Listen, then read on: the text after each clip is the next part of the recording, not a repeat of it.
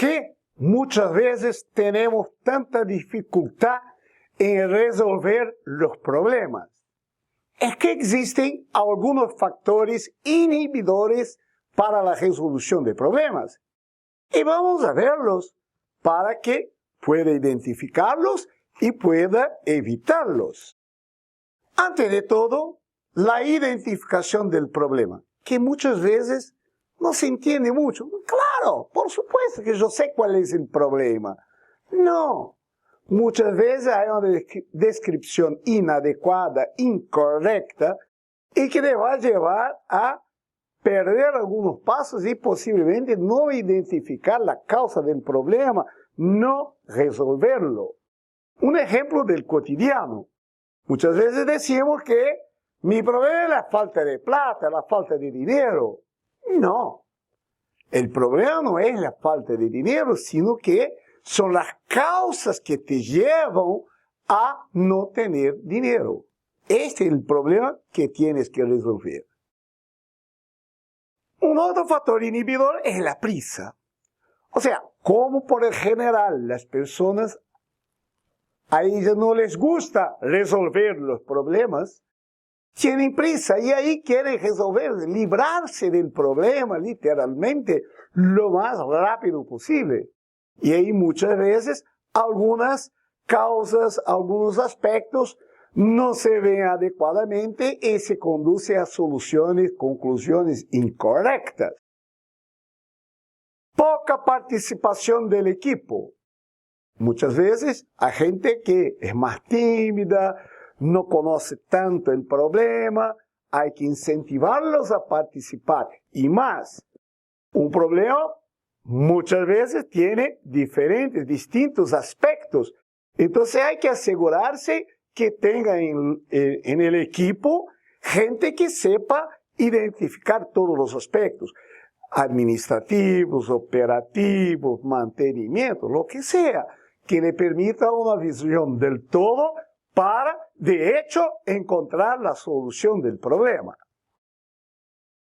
No utilizar herramientas y técnicas. Como manifesté en la primera clase, de introducción, muchas veces tenemos nomás, creo que sí, así va a ser, vamos a interactuar. Cuando de hecho existen muchas técnicas, muchas herramientas que pueden ser utilizadas. Y acá usted las va a conocer, no se preocupe.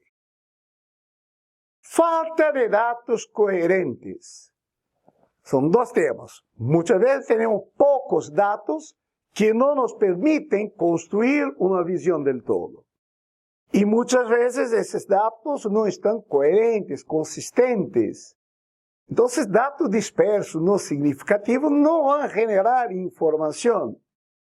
Puede ser que sean necesarias herramientas estadísticas que quizá ni todos del equipo conozcan. En el tema de falta de datos coherentes, hay un libro, este sí existe en español también, de Hans Rosling, Factfulness, el hábito liberador de solo tener opiniones basadas en hechos y datos.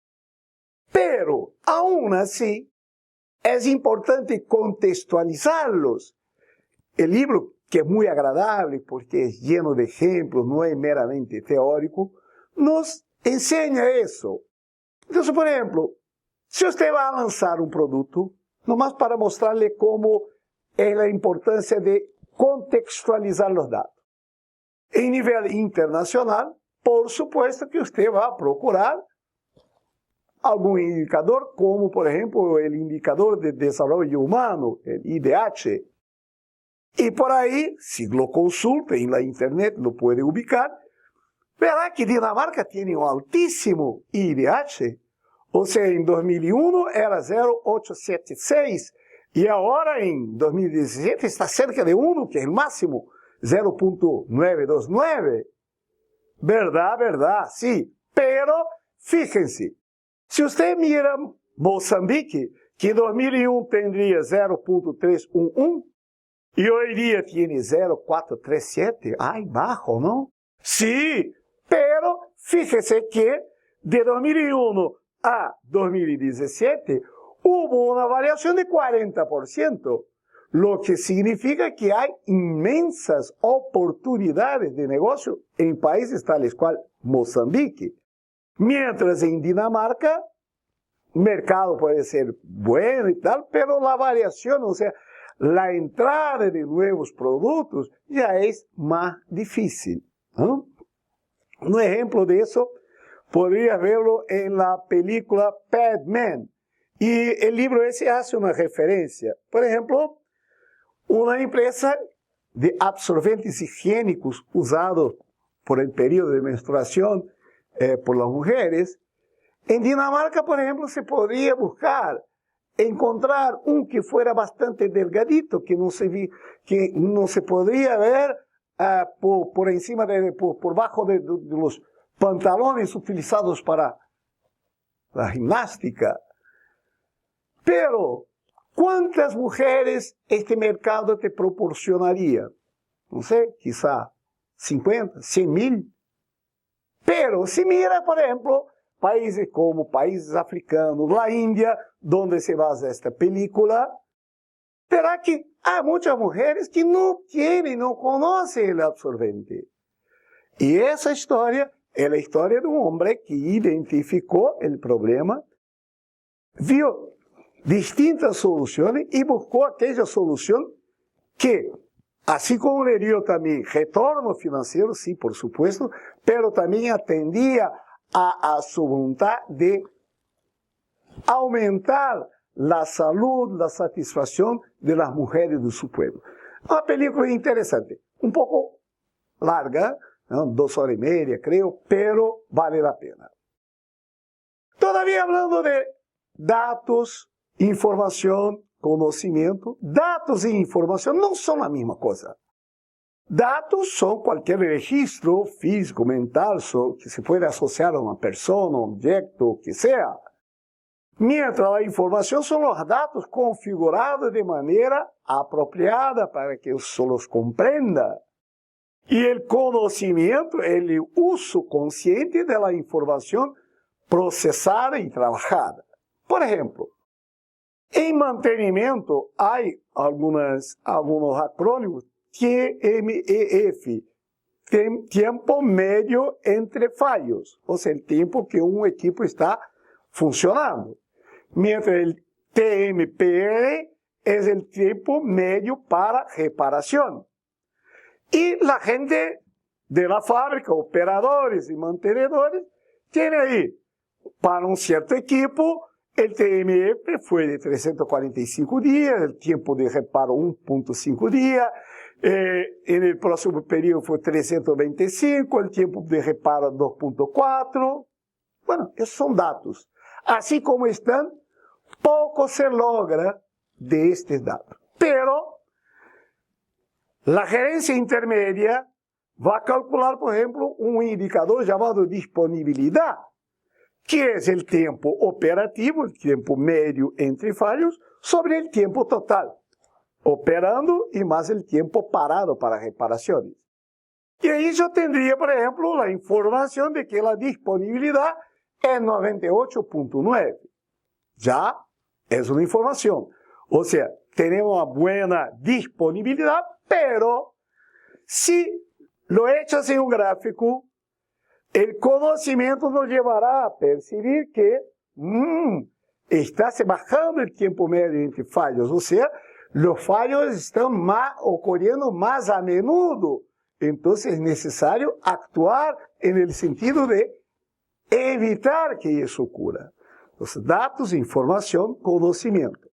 Robert Anthony, un administrador, psicólogo, construyó el llamado triángulo de información, donde tenemos la base, que es el nivel operativo, que trabaja con datos. Son los operadores, mantenedores del ejemplo anterior, que generan los datos. La gerencia intermedia trabaja, los transforma en información.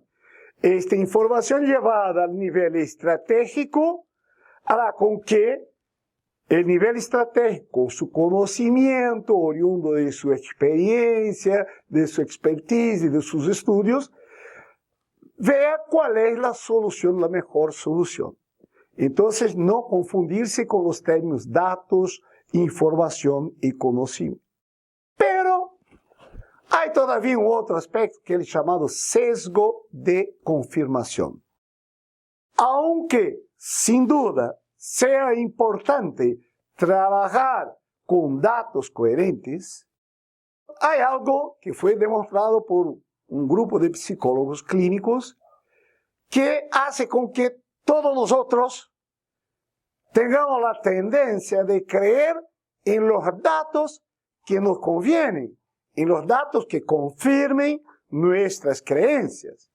Y el estudio que han hecho fue con dos grupos grandes de personas sobre un tema controvertido, por ejemplo, la aplicación de la pena de muerte. Así que había un grupo que creía, ¿no?, la pena de muerte es bastante efectiva para reducir la criminalidad, mientras otros ya era contrario a la pena de muerte. Los psicólogos clínicos imaginaron, bueno, vamos a darle a los dos grupos un denso material respecto a los dos puntos de vista de inúmeras autoridades, cientistas y estudiosos del asunto, y vamos a ver, creemos nosotros, los psicólogos, que con datos las personas van a evaluarlos y van a convergir para una misma posición, o por lo menos acercarse un poco más de una posición intermedia. Pero, por el contrario, los grupos agudizaron sus diferencias, radicalizaron sus posiciones.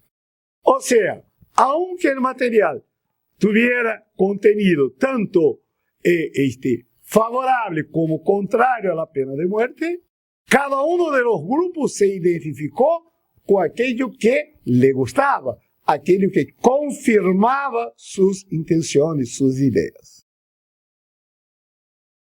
Un otro factor inhibidor es la impaciencia gerencial.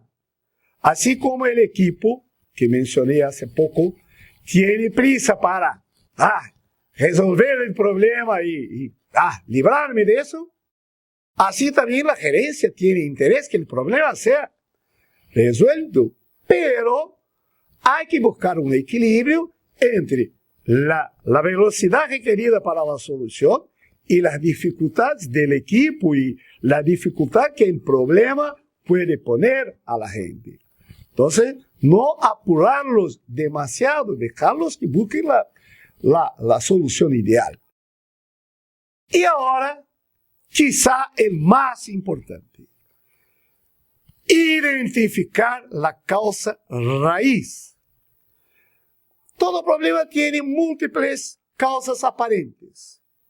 Pero, si soluciona la causa aparente, el problema va a volver a repetirse.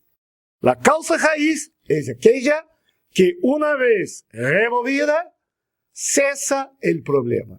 Ya no más ocurrirá este problema.